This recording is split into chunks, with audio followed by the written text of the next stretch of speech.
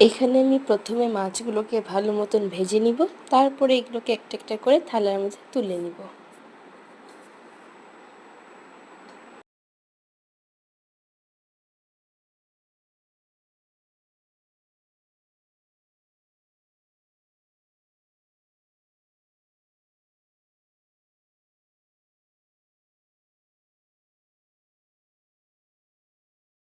এগুলোকে তুলে নেওয়ার পরে কেটে রাখা টমেটো, পেঁয়াজ, লঙ্কা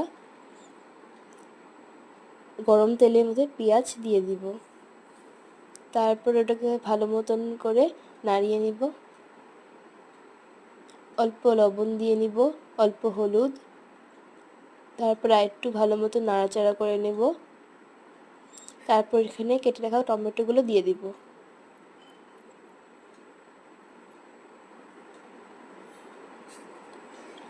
পরে আমি ভেজে রাখা মাছগুলো এখানে দিয়ে দিচ্ছি।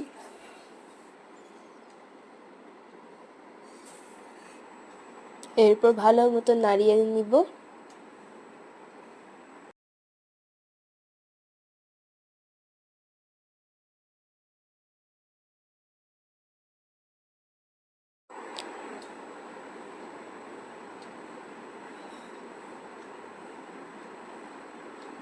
ভালো মতো নাড়ানো হওয়ার পর এখানে আমি কেটে রাখা কাঁচামরিচগুলো দিয়ে দিব।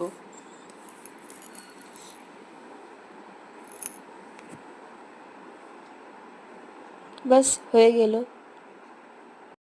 2 মিনিট ইজি ফিশ রেসিপি।